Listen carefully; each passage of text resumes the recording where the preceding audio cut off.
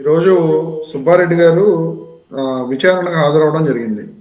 ఆ విచారణలో అక్కడ ఆయన అడిగిన దానికి సమాధానాలు చెప్పి బయటకు వచ్చిన తర్వాత, అంటే వాళ్ళు చెప్పింది మేము చెప్పడం అని కాదు, జరిగిన వాస్తవాలను మీరు కూడా ఏమేం జరిగింది అనేది ఒకసారి చూస్తే, యాక్చువల్గా సుబ్బారెడ్డి గారు, భూమన కరుణాకర్ రెడ్డి గారు మళ్ళీ టీటీడీ చైర్మన్కి అయ్యే మధ్యలో సుబ్బారెడ్డి గారు రాజ్యసభ ఎంపీగా అయిన తర్వాత ఒక 1.5 మంత్ 2 మంత్స్ టీటీడీ చైర్మన్ పదవి ఖాళీగా ఉంది.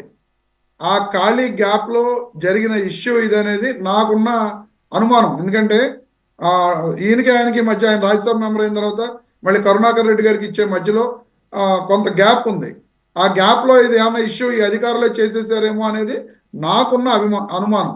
సరే, ఇక మీరు అడుగుతున్నారు కాబట్టి ఇక సుబ్బారెడ్డి గారు వీళ్ళు కాదంటారా అని చెప్పి, సుబ్బారెడ్డి గారు నిన్న కూడా క్లియర్గా చెప్పడం జరిగింది.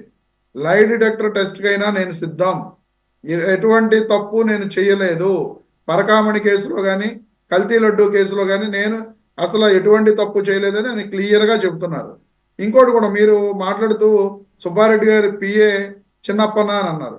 సుబ్బారెడ్డి గారి పిఏ ఆయన ఎప్పుడు సుబ్బారెడ్డి గారి దగ్గర చేసి 2018లో ఆయన ఎంపీగా ఉన్నప్పుడు చేశాడు తప్ప, ఆయన ఎంపీ అయిపోయిన తర్వాత 2019లో వైఎస్ఆర్ కాంగ్రెస్ పార్టీ ప్రభుత్వం వచ్చిన తర్వాత ఎప్పుడూ కూడా ఆయన సుబ్బారెడ్డి గారి దగ్గర పిఏగా పనిచేసిన దాఖలాలు లేవు.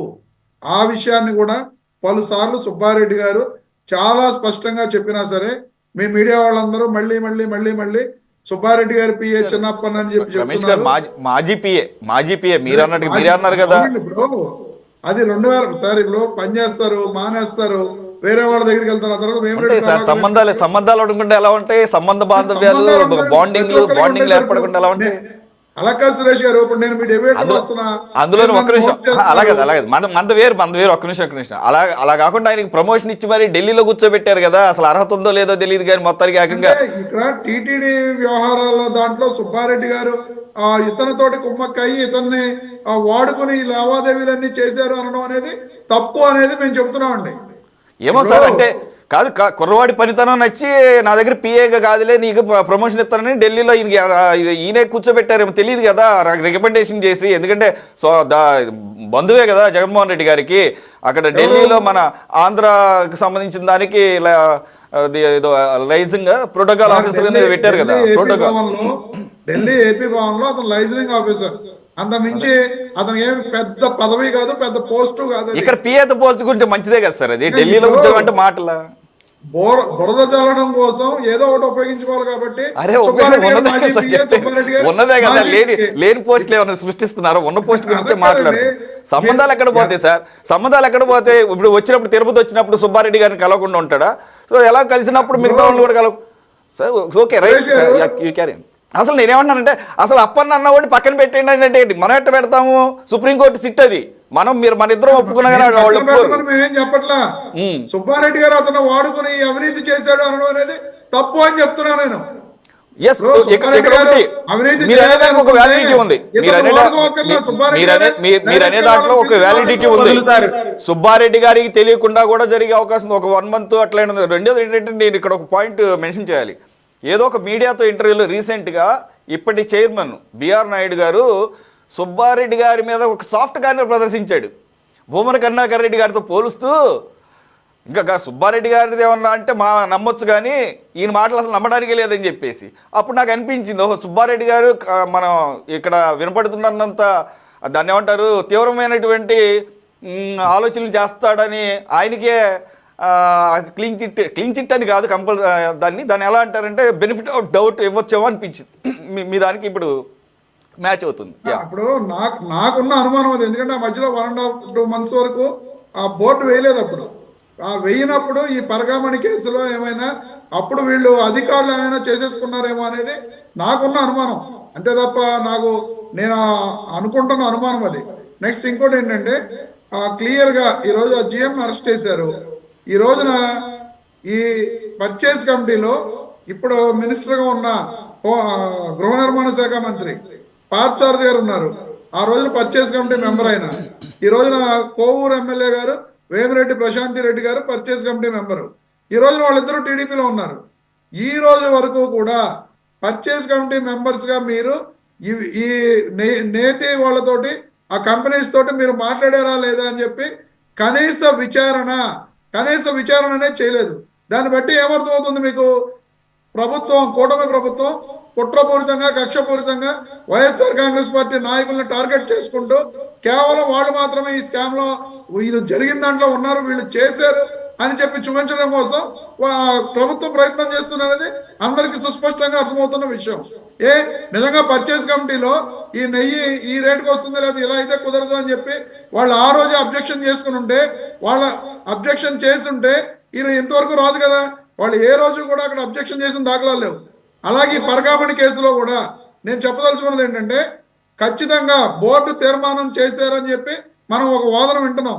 చేశారో లేదో తెలియదు, సోషల్ మీడియాలో కానీ పేపర్లో కానీ వస్తున్న వార్తలు మాత్రమే.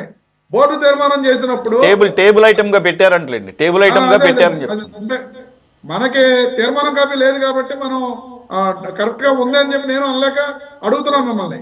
బోర్డు తీర్మానం చేసినప్పుడు ఆ బోర్డులో 33 మంది సభ్యులు ఉంటున్నారు. ఈ 33 మంది సభ్యులు దీన్ని మీరు ఎలా చేస్తారు? టేబుల్ ఐటమ్ గా పెట్టినప్పుడు వాళ్ళకి ఇస్తారు ఖచ్చితంగా. దీన్ని కుదరదు అని చెప్పి ఏ ఒక్క సభ్యుడైనా అబ్జెక్ట్ చేశారా? అబ్జెక్ట్ చేయనప్పుడు ఆటోమేటిక్ గా మెజారిటీ సభ్యులు ఆమోదిస్తేనే కదా చైర్మన్ దాన్ని తీర్మానం కింద సైన్ చేయగలిగేది. ఈ 33 మంది సభ్యుల్ని ఈ రోజు వరకు ఎందుకు విచారించలేదు ఈ కూటమి ప్రభుత్వం? మరి ఏం జరుగుతుంది అనేది కూటమి ప్రభుత్వంలో ఉన్న ఆ నాయకులు చెప్పాలి. కేవలం కక్షపూరితంగా, కుట్రపూరితంగా రెడ్ బుక్ సిట్ అడుగుదాం సార్, సిట్ అడుగుదాం. వీళ్ళకి దాంట్లో పాత్ర లేదు. సుప్రీంకోర్టు పర్యవేక్షణలో జరుగుతున్న సిట్ అడుగుదాం ఇదే క్వశ్చన్ కావాలంటే. పరకామణి సిఐడి వీళ్ళదే కదా సార్ పాత్ర. పరకామణి ఓకే, పరకామణికి ఓకే అండి. పరకామణి కూడా హైకోర్టు పర్యవేక్షణలోనే జరుగుతుంది. హైకోర్టు పర్యవేక్షణలో జరిగిన వేసింది సిట్. హైకోర్టు వాళ్ళని వీళ్ళని అని చెప్పలా. సిఐడిని వీళ్ళే అపాయింట్ చేశారు. సిఐడి డీజీతో పర్టికులర్ గా హైకోర్టే ఇది ఎంక్వైరీ స్టార్ట్ చేయమంది. దాంట్లో కూడా కొంత టైం తీసుకున్నారు వాళ్ళు. సిఐడి డీజీనైనా అందులో ఉన్న ఉద్యోగస్తులైనా కూటమి ప్రభుత్వం వేసుకున్న ఉద్యోగస్తులే, హైకోర్టు నామినేట్ చేసిన ఉద్యోగస్తులు కాదు. Right, okay sir. విజయకిరణ్ గారు సార్, సుప్రీంకోర్టు డైరెక్షన్లో, సుప్రీంకోర్టు పర్యవేక్షణలో స్టేట్కి సంబంధించి, సెంట్రల్కి సంబంధించి 2 విభాగాలకు సంబంధించిన అధికారులతో ఒక సిట్ని ఏర్పాటు చేశారు. ఆ సిట్లో ఏ విధమైనటువంటి ఎంక్వైరీ చేయాలా, ఎవరిని విచారించాలా, ఏంటి అనేటువంటిది రమేష్ గారు, నేను లేకపోతే ఇంకోలో చెప్పడం కాదు. వాళ్ళ ప్రొసీజర్స్ ఉంటాయి. ఆ ప్రొసీజర్స్ ప్రకారం ఎవరెవరిని ఎప్పుడు విచారించాలా, ఎవరిని అరెస్ట్ చేయాలనేటువంటిది వాళ్ళ విచారణలో భాగంగా, వాళ్ళ ఇన్వెస్టిగేషన్లో వాళ్ళు చేసుకుంటూ పోతూ ఉంటారు. ఎక్కడైతే ఈ పెద్ద నాయకుల పేర్లు వచ్చినప్పుడల్లా ఏంటంటే దీన్ని ఏదో విధంగా డైవర్ట్ చేసి దీంట్లో నుంచి తప్పించుకునేటువంటి ప్రయత్నం. ఇప్పుడు ఏంటి, వాళ్ళని ఎందుకు పిలవలేదని బాధపడుతున్నారు, వీళ్ళని పిలిచినందుకు కాదు. అంటే మేము దొంగలమే, మాతో పాటు అదేదో సినిమాలో విజయకిరణ్ గారు యాక్చువల్ గా నాకు ఒక నిమిషం క్లారిటీ ఇవ్వచ్చు ఎవరైనా కానీ. టీటీడీ పాలక మండలి బోర్డు సభ్యులు నాకు తెలిసి దేశవ్యాప్తంగా అన్ని రాష్ట్రాల నుంచి దాదాపుగా వీళ్ళకి నచ్చిన వాళ్ళని పెట్టుకుంటూ ఉంటారు కదా. ఈవెన్ ఇన్ఫోసిస్ మూర్తి గారి వైఫ్ కూడా మరి ఇప్పుడు ఉన్నారో లేదు తెలియదు. ఇప్పుడు కూడా ఉన్నారా? కాబట్టి ఓకే, కాబట్టి అనేక రాష్ట్రాల నుంచి వారికి ఇష్టం వచ్చిన వాళ్ళు పెట్టుకుంటుంటారు. మరి వాళ్ళు అటెండ్ అవుతారా, అన్నిటికీ అటెండ్ అవ్వరో లేదో తెలియదు. వాళ్ళని వీటిలో ఎంతవరకు బాధ్యతలు చేయాలో కూడా తెలియని పరిస్థితి. ముందైతే అధికారులు అయితే ఖచ్చితంగా బాధ్యత వహించాల్సిందే. దానిలో భాగంగానే ఈరోజు మొదటి అధికారి టీటీడీలో పనిచేసే అధికారిని అరెస్ట్ చేశారు. సరే, పొలిటికల్ ఇంప్లికేషన్స్ అవన్నీ మామూలే.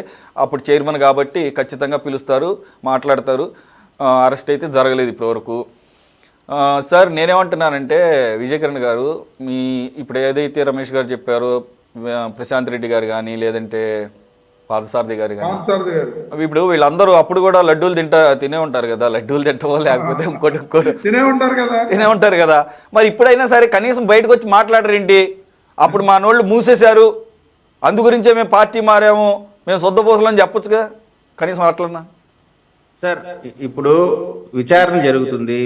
ఇప్పుడు తిన్నంత మాత్రాన లడ్డు చాలా మందిని తిన్నాం. ఆ టైంలో మనందరం తినాలి ఆ ప్రసాదం. సార్, ఇప్పుడు చాలా క్లియర్ గా ఇదే డిబేట్ లో ఓకే, మొన్ననే లక్ష్మణ్ గారు తలనీలాలు కూడా సమర్పించుకుని వచ్చారు 2 రోజుల క్రితం వెళ్ళి. ఆయన తన అనుభవాలన్నీ గుర్తు చేసుకున్నాడు. ఆయన రెగ్యులర్ గా వెళ్తాడంట. గత 5 సంవత్సరాలు 2 సార్లు తీసుకొచ్చినప్పుడు వాళ్ళ మిస్సెస్ పాయింట్అవుట్ చేశారట, ఏంటి ఇది రెండో రోజుకే పాడైపోతుంది, బూజు పట్టేస్తుందని. ఈయనే కాస్త అమాయించుకొని చచ్చి అట్లే ఉండదులే, వాతావరణ పరిస్థితులు, ఇంట్లో వేడిగా ఉండవు అది చెప్పేసి సమాధాన పరుచుకున్నాను. ఎంత తేడా ఉంటుంది అనుకోలేదు. ఇప్పుడైతే కనుక చాలా బాగుందని చెప్పేసి ఆయన కూడా అంబటి రాంబాబు కూడా చెప్పాడు. గతంలో బాగాలేదని చెప్తే జగన్మోహన్ రెడ్డి గారి ప్రభుత్వంలో బాగాలేదు, కూటమి ప్రభుత్వంలో బాగుందని చెప్పలా చెప్పారు. ఆ మాట మింగేశాడు సార్. ఆ మాట ఎందుకు మింగుతారు పార్టీలో ఉండి మింగుతారండి. జోక్స్ సిట్ రిపోర్ట్ 20 కోట్ల లడ్డూలు ఏంటి దాంతో తయారు చేసి చెప్పేసి చెప్పింది. దీంట్లో ఆర్గ్యుమెంట్ అనవసరం ప్లీజ్. ప్రజల విశ్వాసాలకు సంబంధించినటువంటి అంశం, కోట్ల మంది భక్తులకు ముడిపడిన అంశం. ఈ అంశంలో చాలా పారదర్శి ఒకటైతే మనకు ఒక క్లారిటీ ఉంది. అప్పుడు క్వాలిటీకి ఇప్పటికి మధ్య డిఫరెన్సెస్ అయితే ఉన్నాయి. ఆ డిఫరెన్సెస్ ఏ రూపంలో జరిగినాయి, ఎవరు చేశారు, ఎక్కడెక్కడ తప్పు జరిగింది అనేటువంటి దానిపైన ఈ ప్రభుత్వం చిత్తశుద్ధితో పనిచేస్తా ఉంది. సిట్టు కూడా అహర్నిశలు కష్టపడతా ఉన్నారు. ఎవరైతే ఈ పాపానికి ఒడిగట్టారో వాళ్ళందరూ కూడా ఖచ్చితంగా శిక్ష అనుభవించడానికి సిద్ధంగా ఉన్నారు. 1 by 1 అరెస్టులు అవుతున్నాయి. అరెస్ట్ తర్వాత శిక్షలు పడతాయి. కాబట్టి ఇప్పుడు ఈ సిట్టుకి సంబంధించిన అంశంలో ఎలా విచారణ చేయాలి, ఎవరిని విచారణ చేయాలి అనేటువంటిది రమేష్ గారికి ఏమన్నా బాగా ఇంట్రెస్ట్ లేదో, జగన్మోహన్ రెడ్డి గారికో సుబ్బారెడ్డి ఇంట్రెస్ట్ ఉంటే అందులో మళ్ళీ వీళ్ళు ఆ కోర్టులో వేసి ఇంకోండి ఈ లైన్ ప్రకారం చేయండి అని చెప్పి వీళ్ళు సలహాలు కూడా ఇవ్వచ్చు.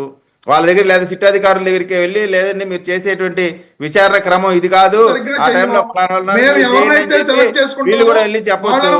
అయినా సరే ఇక్కడ ఒకటి ప్రజలకి సంబంధించిన విశ్వాసాలకు సంబంధించిన అంశం కాబట్టి దీన్ని పారదర్శకంగా జరిగింది. అందులో వెంకటేశ్వర స్వామికి సంబంధించినటువంటి అంశంలో చంద్రబాబు నాయుడు గారు ఎక్కడా కూడా నెగ్లిజెన్స్ అనేటువంటి మాటే ఉండదు. ఖచ్చితంగా ఈ అంశం ఏదైతే ఉందో దీనిపైన నిజమైన నిష్పక్షపాతమైనటువంటి విచారణ జరిగి దోషుల్ని చట్టం ముందు నిలబెట్టేటువంటిది, అదేవిధంగా ప్రజాక్షేత్రంలో కూడా వారు చేసినటువంటి తప్పుడు కార్యక్రమాలను ప్రజల ముందు నిలబెట్టడం అనేది ఖాయం. అందులో ఎవరు పాత్ర ఉన్నా వాళ్ళందరూ కూడా శిక్ష అనుభవించాల్సిందేనండి. సార్ కోటేశ్వరరావు గారు, మొదటి అధికారి టీటీడీ అధికారి అరెస్ట్, సో సుప్రీంకోర్టు కాన్స్టిట్యూట్ చేసినటువంటి సిట్ కాబట్టి ఇక ఇది ఒక లాజికల్ ఎండ్ వైపుకి అతి త్వరలోనే టర్న్ అవుతుందని అనుకోవచ్చు సార్. చూడాలి, ఒక అరెస్ట్ జరిగింది, మరి సిట్ సేకరించినటువంటి సమాచారం ఏమిటి, దానిలో ఉన్నటువంటిది ఏంటనేటువంటిది చూడాలి. మంచిదే ఇది. దీన్ని ఇప్పుడు ఇక్కడ పరకామణి వ్యవహారం కానీ లేకపోతే ఈ లడ్డు వ్యవహారం కానీ జరిగినటువంటి సందర్భాల్లో ఆ టిటిడి బోర్డులో ఒక 6 మంది బీజేపీ ఎమ్మెల్యేలు లేదా బీజేపీ నియమించినటువంటి ప్రతినిధులు ఉన్నారు. మనం ఎక్కడ మన చర్చల్లో దాని గురించి మనం ఎక్కడ మాట్లాడుకోవట్లేదు. అవును సార్, మనం మర్చిపోవడం వాళ్ళకి వరంగా మారింది. నిజంగానే అసలు మాట్లాడితే ఇటువంటి పవిత్రత గురించి ఎగేసుకుంటూ వచ్చేసే వాళ్ళు అసలు మొదటి నుంచి ఈవెన్ ఇప్పుడు ఈ ప్రభుత్వం వచ్చిన తర్వాత కూడా వాళ్ళ వాయిస్ ఏం పెద్దగా వినపడటం లేదు. అంటే టీటీడీలో ఎలాంటి అపవిత్రమైన కార్యక్రమాలు జరిగినా వీళ్ళకి ఓకే అనమాట. అంటే దాని డబ్బులు సంపాదించి పెట్టే కామధేనులాగా చూస్తున్నారని అర్థం తీసుకోవాలి తప్ప వీళ్ళు నిజమైన హిందూవాదులు కాదని అర్థమవుతుంది. ఈ విషయంలో పవన్ కళ్యాణ్ గారు వాళ్ళందరినీ దాటేసి 10 ఆకులు ఎక్కువ చదివారు అనుకోవాలి సార్. సురేష్ గారు చిన్న కోటేశ్వరరావు ఒక్క నిమిషం సార్. కోటేశ్వరరావు చెప్పండి. ఏం లేదు సార్, ఇప్పుడు ఈ పరకామణి కేసు విషయంలో ఎవరైతే హైకోర్టుకు వెళ్ళారో మాచర్ల శ్రీనివాస్ అన్న ఆయన ఈ రోజు టీటీడీ బోర్డు మెంబర్గా ఉన్న బీజేపీ నాయకుడు భానుప్రకాష్ రెడ్డి గారు ఆ పరకామణి కేసులో రవికుమార్ భార్యని 5 కోట్ల రూపాయలు అడిగారు, ఇది బయటకు తీయకుండా ఉండాలంటే 5 కోట్లు అడిగాడని చెప్పి ఎవరైతే హైకోర్టులో కంప్లైంట్ చేశారో ఆ వ్యక్తి చెప్పాడు డైరెక్ట్గా. ఎంతవరకు ఈ కూటమి ప్రభుత్వం దాని మీద విచారణ చేయట్లా, మరి అతను బీజేపీ నాయకుడనే కదా. ఈ రకంగా కూటమి ప్రభుత్వం సెలెక్టెడ్ పర్సన్స్ ని టార్గెట్ చేసుకుంటూ విచారణ చేసుకుంటూ ముందుకు వెళ్తుంది అనేది నేను చెప్పదలుచుకున్నానండి.